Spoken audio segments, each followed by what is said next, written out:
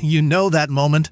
You're in the third hour of a meeting that honestly could have been a 2-sentence email. Your bladder sends its very first polite request, just a tiny gentle nudge. And what do? You ignore it.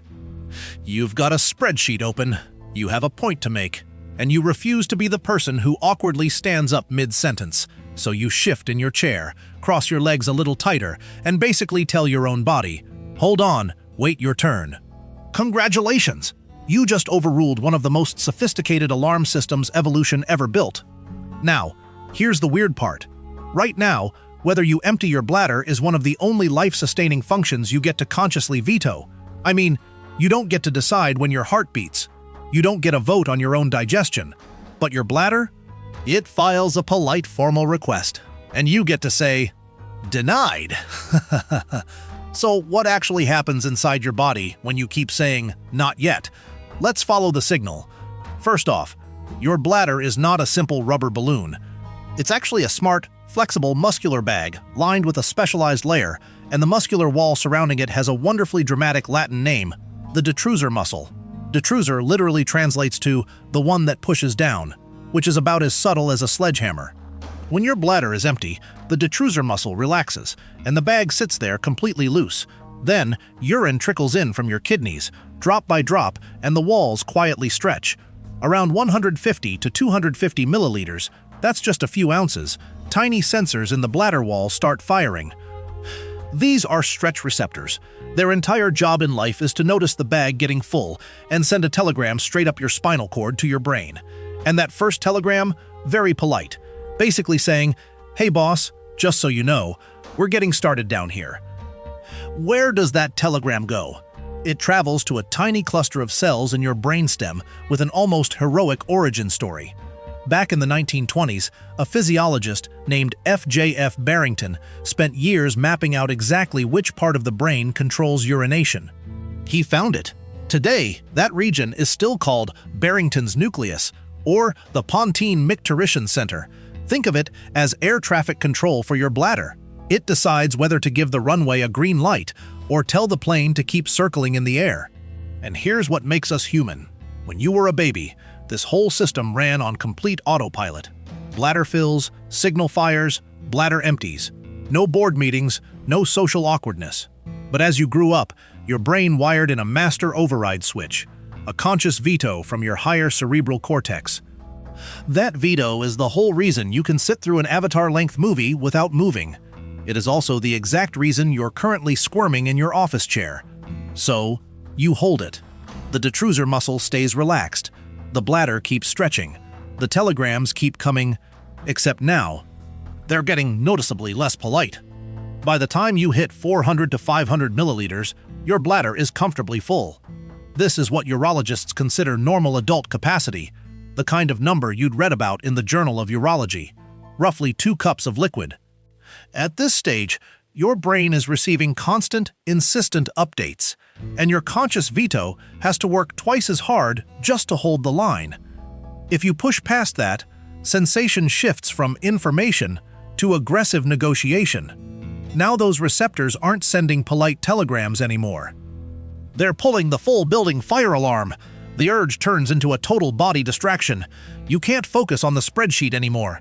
You can't focus on anything except the growing realization that you made a terrible life choice.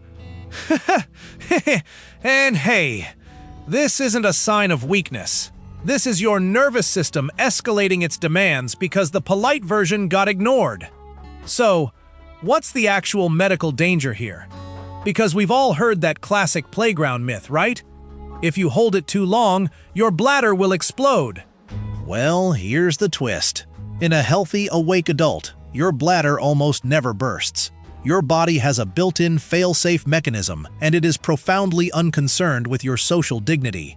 Long before your bladder reaches dangerous physical pressure, that veto switch you're clinging to will simply lose power. The urge overrides your control. The system opens, and, well, you leak. It's designed to be embarrassing, because a moment of embarrassment is a tiny price to pay compared to organ damage.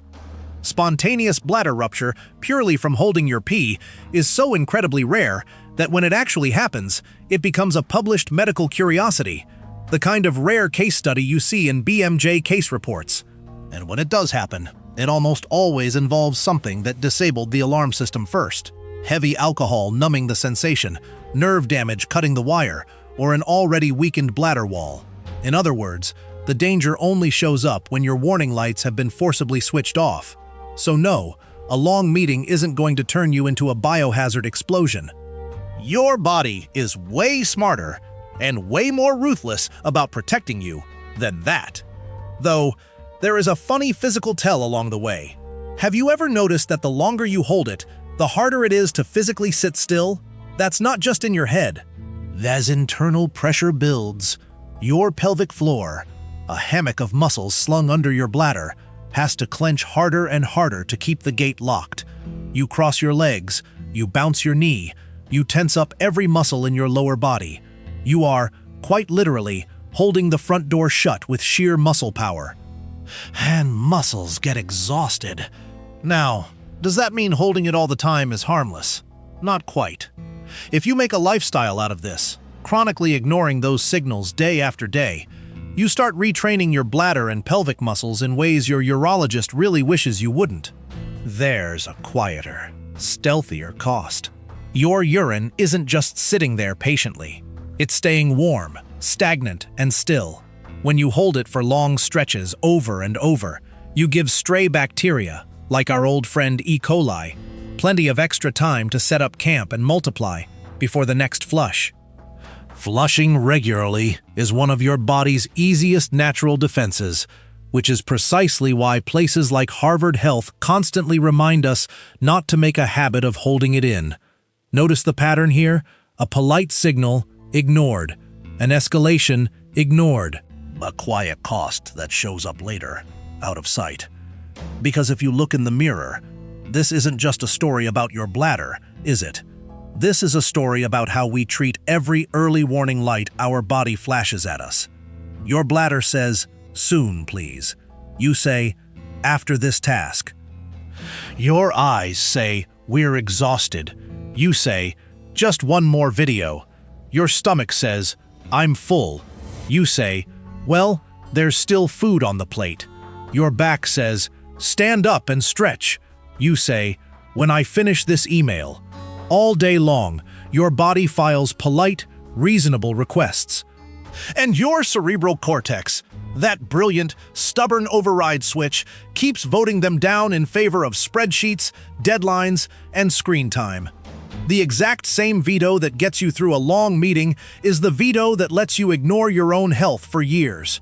Yet your body, patient thing that it is, keeps sending those telegrams anyway. It doesn't get mad. It just gets louder, then quieter, and then starts absorbing the hidden cost of being overruled. The bladder holds. The kidneys wait. The whole system bends around your refusal to stand up. Because you asked it to, and because it trusts you.